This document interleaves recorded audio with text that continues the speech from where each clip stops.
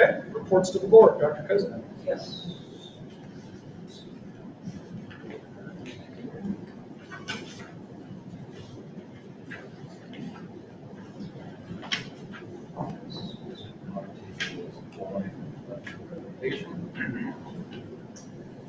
All right, so district goals 2026 presented as a final draft. And so as we go through the presentation here, this is just to give a little background perspective on kind of where we got here. Is last strategic plan ended in 22-23, started in 17-18, had a couple modifications along the way. It got chopped in half, and streamlined and condensed and so forth. But the last strategic plan did end last school year. So in January of 23 of this past school year, discussion about our strategic plan at a board retreat right here. So we're retreated to right in this room. And some of the areas we, maybe focus on the areas such as culture, facilities, finances, curriculum, and assessment. Again, the conversation went on for a while, just give some of the high points. March of 23, presentation to the board about information on strategic plans. Just some of the thoughts about all the good things already going on, keep it at a high level, look at companies that work in the area, in this area of strategic planning. Again, possible areas to explore, systematizing processes, facilities, positive culture, finances. Move on to the next slide. So in April 23, discussed differences between strategic plan and district goals, explored companies that work on strategic plans. We looked at other district strategic plans. I know folks, board members brought in some examples from other places. Kind of planning on focusing on 4 to 6 areas, kind of less is more approach, try not to overlap with board goals. And decided against working with a company on strategic plan process and to create district goals on our own. So that's kind of where we landed at the end of the school year in June. So we started to work on district goals, collaboration and feedback on draft of the district goals with the admins at our June administrative retreat, and then came back in July and August. Further collaboration and feedback on the district goals with the administrators. And then that brings us to now, September 2023, presentation of final draft of district goals 2026. So this is year 2023 to 2026, a 3-year district goal plan. So that's just give you a quick overview, bring everybody up to speed of kind of the what we've done over the past few months here to bring us to where we're at right now. So we can transition over to the other document.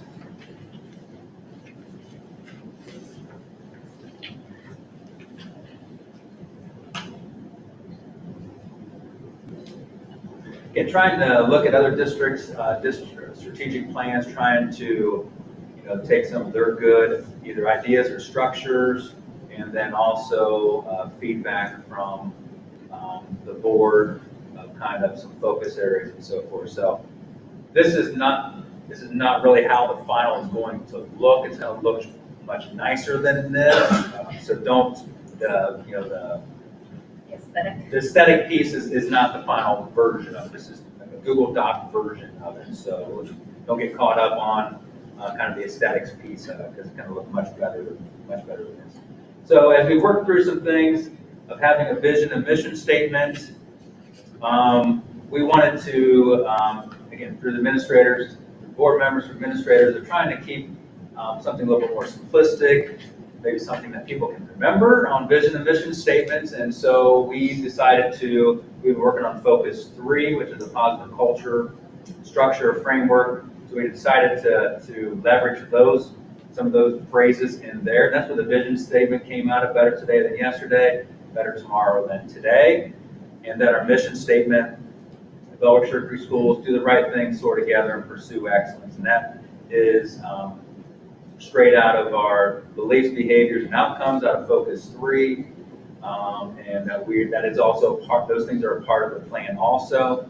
And that aligns right with the portrait of a graduate, that those are the things that we want to do not only at the end of each grade level, but at the end of each time a student goes to the next building, and then also eventually as they graduate from Bellbrook High School, doing those to those items. So again, that line is straight to our beliefs, behaviors, and outcomes of doing the right thing, soaring together, and pursuing excellence.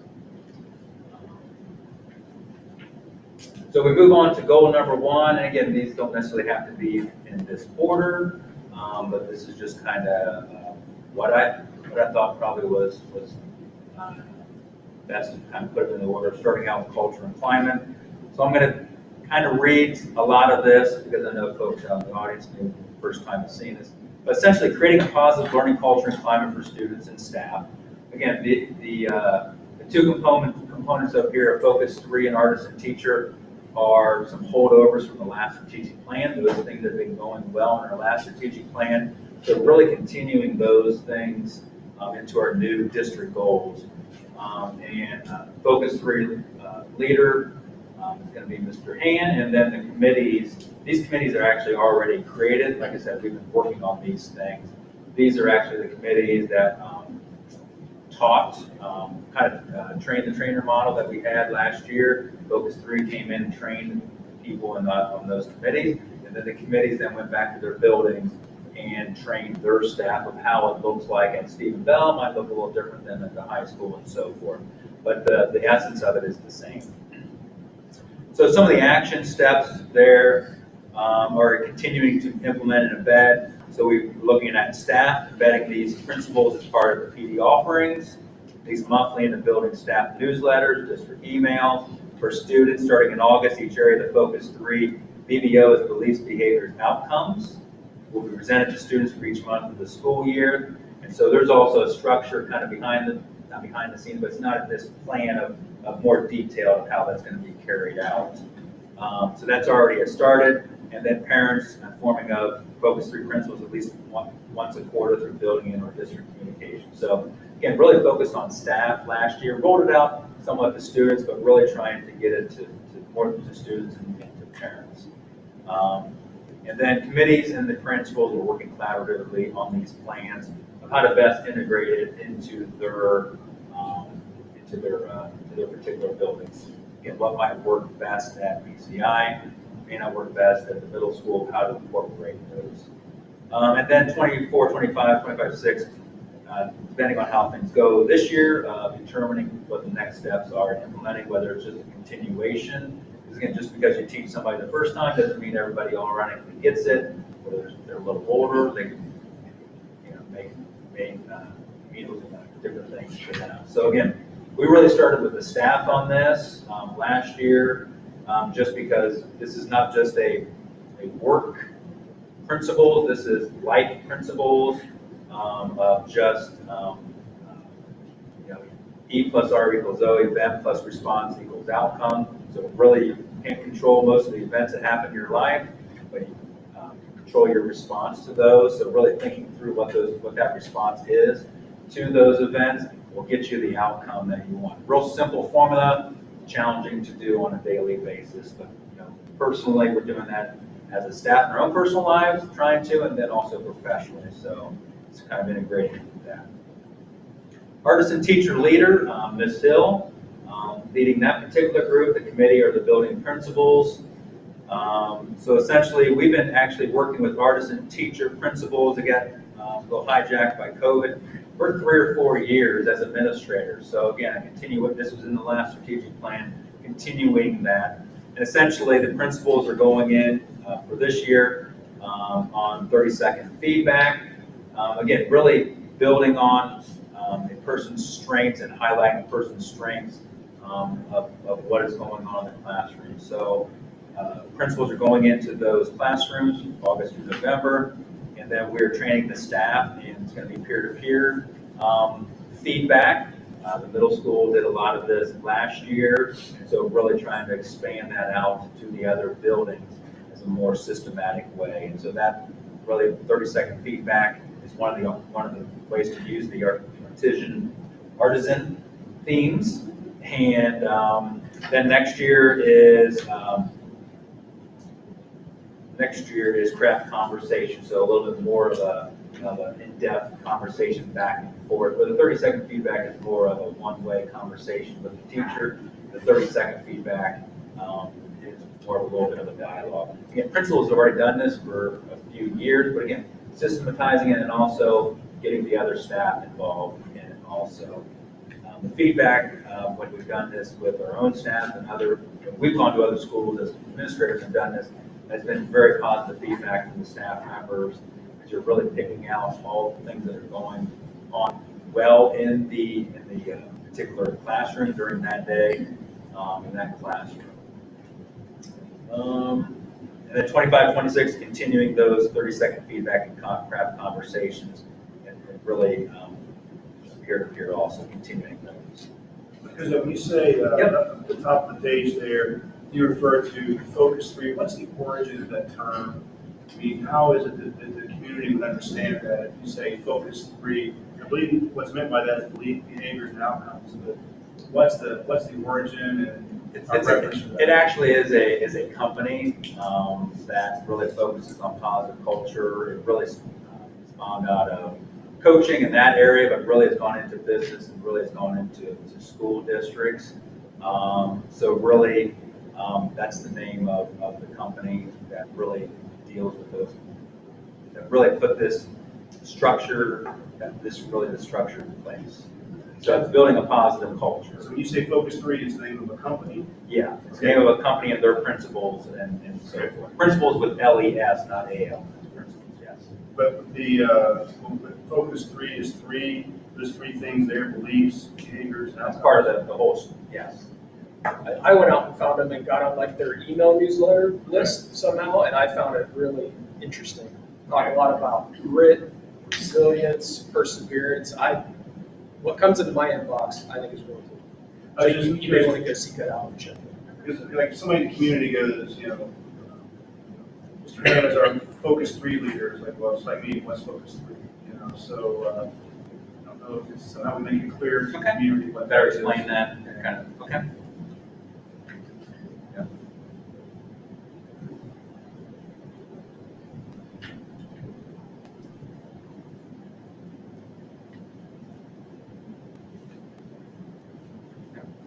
Good feedback.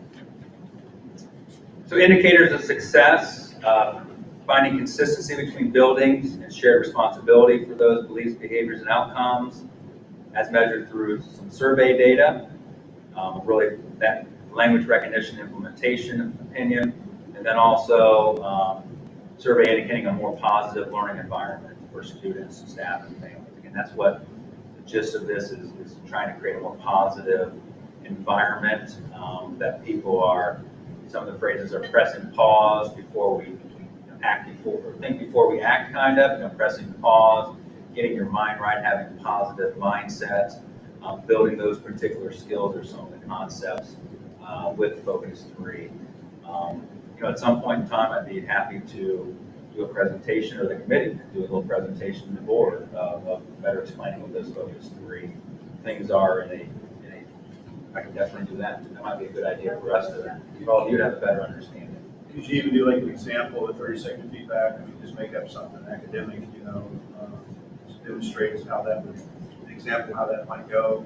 Yeah, so the principal would be No, going. not tonight, but Oh, just sure. that future presentation. Yeah, like, we can explain those things. not only even demonstrate. Yeah. Gives a teacher. Yep. That's what we're talking about, how that would work. Okay. So it'd be more concrete. Sure. Sure. Yeah, because again, I know sometimes in education we can get honed in on, we know what these things mean, but other folks don't necessarily know what they mean. And we've been doing this for a couple of years of the artisan teacher, the Focus 3, and really better explaining that. It's like if I said flick is MMC, reset FCR, right? Like what they didn't say. I got you. One person understands it. Most of it. Yeah, every company, organization, or structure has their own language. So, yeah. And then on to the artisan teacher. 100% of our staff will participate in that with the 30-second feedback this year, craft conversations next year. And again, survey, measuring the positive impact and efficacy of those principals had on teachers. Training of new administrators, anticipated costs to implement, and then also we'll need some substitute teachers when we do those classroom visits, as our own staff does peer-to-peer visits in the other classrooms. Again, minimal cost on that. Again, a lot of this artisan teacher professional development has been, or not, most of it all has been done through Montgomery County DSC. So again, they bring in school districts from around the county and the area to do those. We've had people from that professional development come here to visit our classrooms in the past few years. We've gone to other school districts to also visit their classrooms. All right, ready to move on? Goal 2. Okay. Systems and processes. So develop and maintain a district implementation infrastructure to create and update systems and processes to support our staff using practical innovations and evidence-based practices. So I am the leader of that group. And then the committee is the district implementation team, again, the DIT. These are the folks that are on the district implementation team at this point, and other staff to be determined. So action steps: conduct building focus groups with administrative and other staff to determine readiness for this area. Conduct a district capacity assessment with administrators and the other specified staff. And complete an implementation science research training process, or phase 1 for administrators and other specified staff. So essentially, implementation science or implementation science research is really trying to be proactive in ensuring successful implementation of systems or processes or programs that we're doing. That's the gist of implementation science. It's proactively planning ahead, researching, and making sure that all the pieces are in place so that anything that we implement is done successfully. So 24 and 25, those years, continuing on with phase 2, continuing on that district capacity assessment, phase 3, 25, 26, phase 3 training. And then the indicators of success is implementing and aligning according to our district readiness status. If you move up a little bit, Mr. Conti. An increase in scores regarding our use of implementation science, research principles and strategies as measured on this district capacity assessment. And then we will successfully apply each phase of training principles and complete an updated systems and processes for at least the areas of human resources, 23, 24, selection and deselection of materials, 24 and 25, and multi-tier systems of support for 25, 26. Essentially, multi-tier systems of support is both academics and behaviors, making sure that we have a solid tier 1 classroom structure. Those kids that still need extra intervention, tier 2. Those kids that need more intervention, tier 3. So that's essentially MTSS, multi-tier systems of support, just providing the students what they need academically, behaviorally, at the classroom level, intervention level, and more intervention. So intervention and then more intervention. So the cost of this is the implementation research training cost. And then really the costs are going to be if we're implementing things in human resources, selection, deselection, materials, and MTSS, what are the associated costs when we actually do those things? If we're implementing a human resources through the implementation science process, in order to do human resources successfully, are there things that we need to spend money on? Is there stuff we need to spend money on MTSS? Is there a program? Is there people? Is there whatever? So those things are still to be determined on that. And then if applicable, substitutes for staff on the DIT, they need to be pulled out of classrooms or other staff members. There needs to be assigned.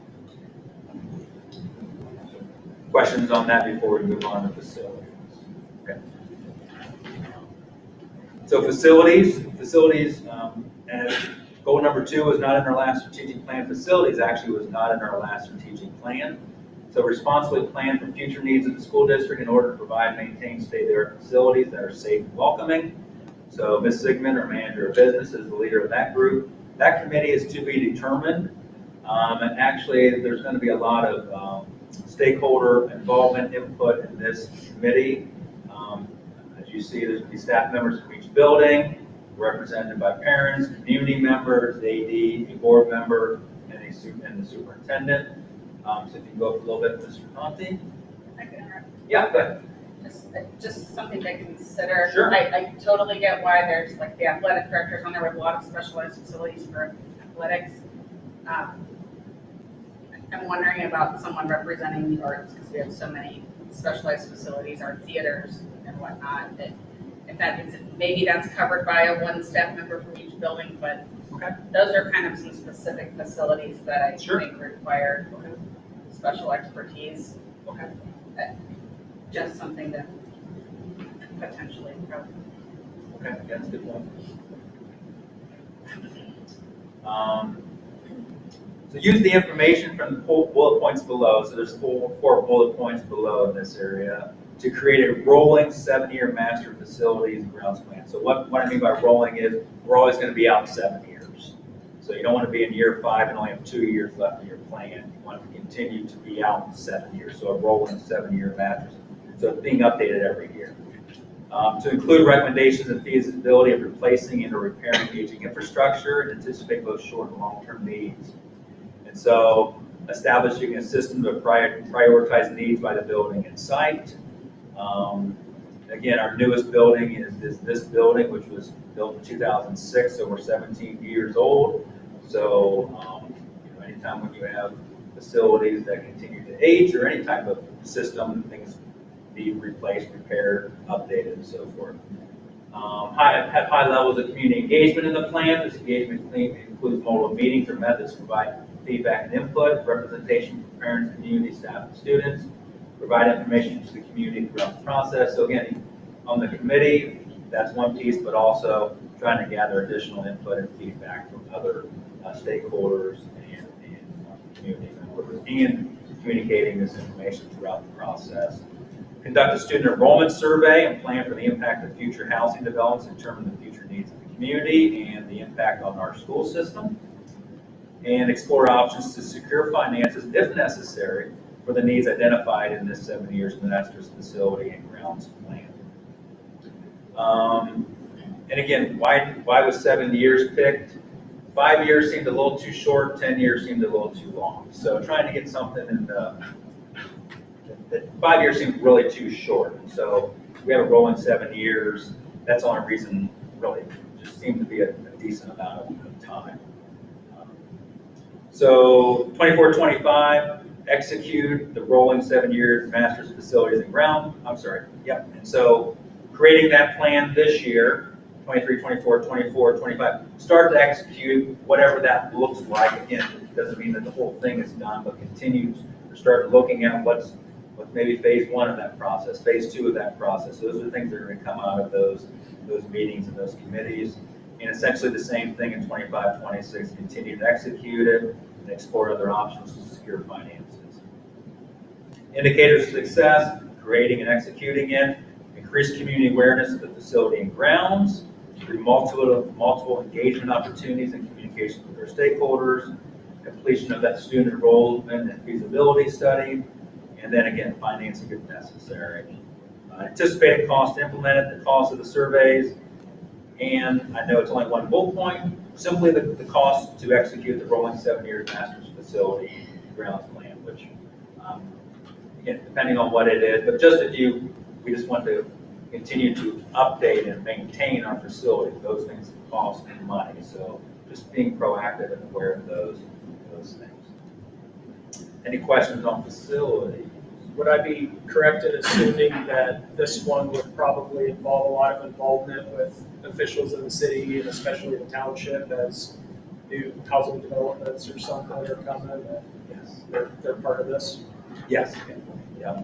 Cool, thank you. They can either be, could be officially a part of the committee, or could maybe be someone on the committee could be communicating with those folks on a consistent basis to make sure that we're aware of what's going on.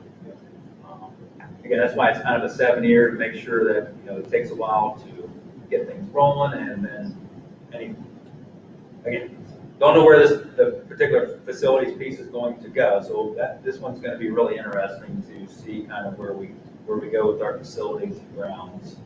So that won't be interesting. I may throw in an additional recommendation of, under action steps. Great. Feasibility of replacing, repairing, and or divesting of, because we do have some facilities that we do need to consider potentially divesting of. Sure, where are you at? I'm sorry. Up the top, action steps, I mean, we're at the very top bullet here. Okay. Create first the bullet. plan, the plan would include, yeah, some things we need to replace, some things we need to repair, and some things we may need to divest. Okay. Thank you. Sure. Or build, I guess.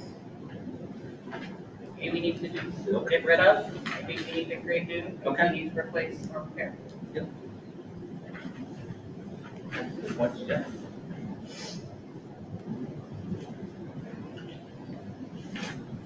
And number 4, finances. Mr. Lyman, you are on.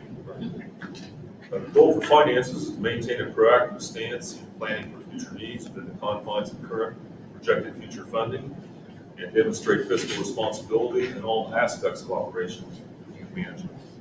I'm the leader of this group, and the committee consists of Mrs. Sigmund again, manager of business, one of my assistants, community members, staff members, and a board member. It's always difficult to come up with action steps in the area of finance because I've been involved in strategic planning for years, and it always winds up with making the public better aware of finances and continue to do this, that, and that, or some general statements. It's hard. So many things are illegal to do with district finances and public monies that it's hard to come up with good planning action steps. But this is what we have, and this first one is a good one, I think. Utilize the 5-year forecast to evaluate the future needs of the district. This, which we do now, this includes establishing a minimum cash balance for the general fund at the end of the fiscal year of 20% of our annual general fund revenue. The organizations of Ohio School Boards Association and Ohio Association of School Business Officials both recommend 15 or 20%. We picked 20%, and then I'll get into indicators of why we're doing that and what will indicate success here in a minute. And I believe previously we dipped down to like below 10%, right? Right. Before the last levy passed, is that correct? Yes. I remember that probably. Right. I've discussed this before, so sorry if I'm boring you on this one, but so often in our district we pass a levy, but because we rely so much on local money, don't get hardly anything from the state, we wind up doing deficit spending each year. We're losing money each year, in other words. So we're up here, we pass the levy, and our balance goes down like this until so many years down the road we need another levy. So we're trying to level that off more and, eliminate that problem by, if we start doing that and we hit 20%, which is still a decent balance, that's when we get to the point where we're going to try to take some action ahead of time instead of waiting. Also utilize rolling 7-year master facilities and grounds plan that Dr. Cozad mentioned, working with them concerning the finances of that. Providing a comprehensive annual update to the public about finances to the school district, and then to create a financial advisory committee or partner with existing district committees to meet at least 2 times a year. And that is a requirement of the auditor's office, that you have some kind of a financial advisory committee that meets. Indicators of success, the first one is that obviously we have that minimum cash balance in place for the general fund. It's been established. The district can provide information on the possibility of reducing expenditures and or seeking additional funding to get that amount. The other indicators of success are basically just doing what the action steps say. So let me reread all those for you. But then at the end, the cost to implement, I like to say that one of the goals of the finance goal is to not spend finances on the finance goal, or spend very few. So We are hoping that there will be very few expenses at all unless we partner with the facilities and grounds plan, and there's something that they are doing that's going to cost money, and that would be the expenditure. Any questions about any of this? I like that minimum balance. It's almost like a canary in the coal mine kind of thing, right? That we could be keeping an eye on 5, 7 years out, make sure we don't get closer. Right, because I've mentioned this before, but so often I'll be asked, do we have the money to do this? And it's kind of an impossible answer. I mean, we've got the money in the bank to do what you're talking about for this big expenditure, but is it eventually going to put us down the road into some kind of situation where we have to take some kind of action we don't want to with big cutbacks or asking for more funding? So it's not just a yes or no answer every time somebody says we have money for this. Yeah, that was something I appreciated. I learned from you, was it being new and green and not knowing. So can we afford this? And we're like, well, and so now I realize the question I ask privately a lot is I say, would this decision move a levy sooner? And that's how I think we should be looking at things and looking, especially any large unknown cost. We don't want that. So. Thank you. How did you want to go back to the presentation? Yeah, the presentation. Yeah, the slide. Last slide.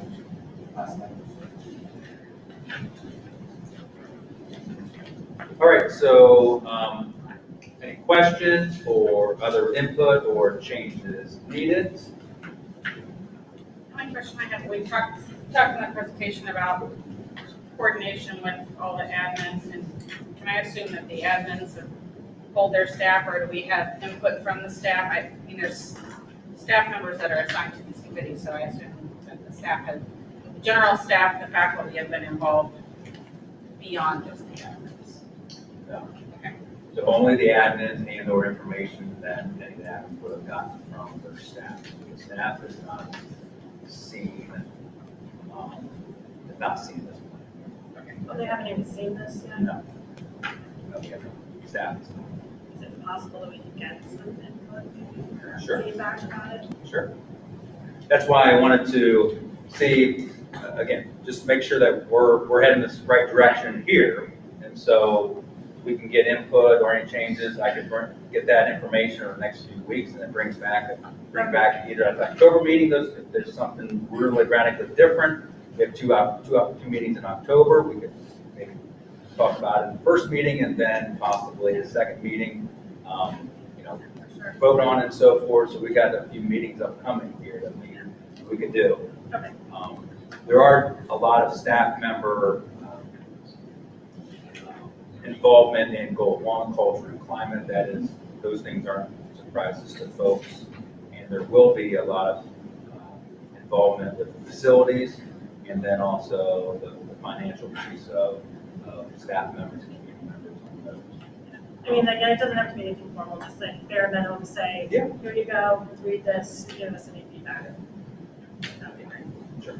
So I will, if that's good with the board, I will then, now until the, maybe week before the October meeting or so forth, get that feedback from the staff, and if there's any major changes or additions or whatever, I could possibly make those, and then either in the October meeting, one of the October meetings, bring back for official. That sounds good or reasonable. No, I really like this. I think it's really appropriate for a district that's going well. I think we talked before about the big strategic, like what a strategic plan would look like for a district that really needed improvements. Yes, there's always room for improvement. Yes, we always want to be better tomorrow than today, but I think this is really appropriate for a district that's doing well and is looking to document how we do well and how to maintain that level versus, hey, we really need to fix these 3 areas or whatnot. So yeah, I think this is great.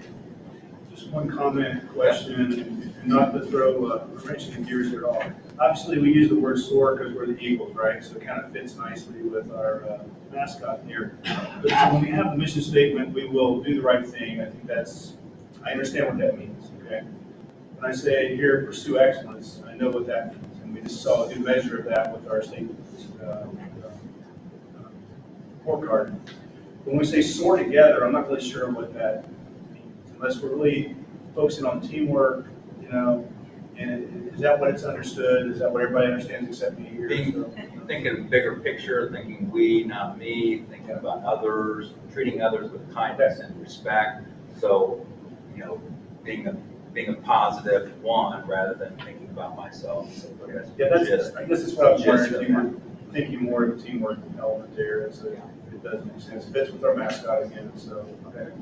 And again, we can, you know, we can dig into at future meetings the Focus 3 pieces and the artist and teacher. We have a culture playbook that expands upon doing the right thing, soaring together, and pursuing excellence, which the staff, students, and so forth are utilizing. So it becomes more definable or concrete, what's meant by those things. Right, and that's kind of the process as we roll it out to students and especially families, is what do these things mean? And that way, kids are learning the things at school, and then the parents can reaffirm those things at home and talk the same language.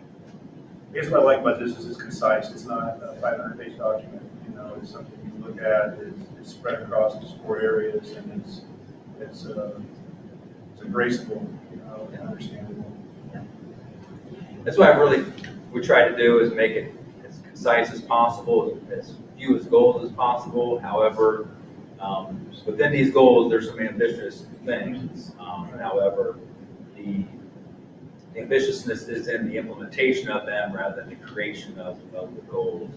It's really deep rather than really wide and not deep. So they're much deeper but focused on these 4 areas.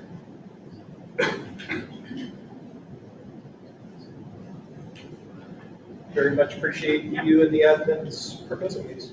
So let me just make sure I'm clear before the next meeting. So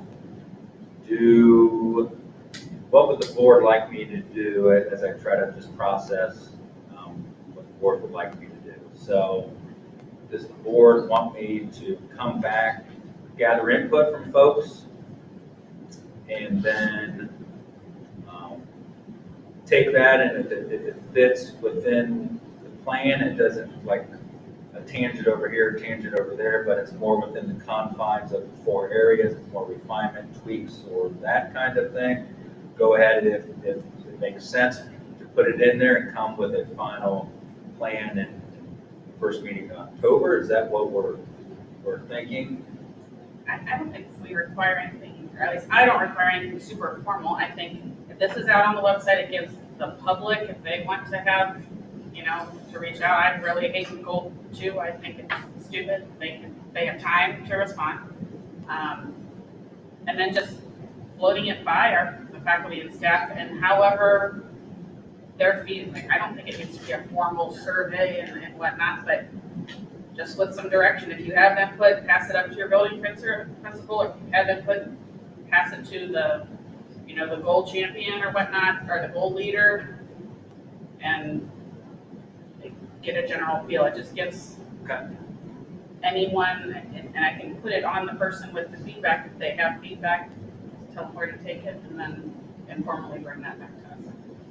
And that's where I am. I don't know about I don't even need the to rest know of you. that the feedback that was given, just that the process is being completed. Okay.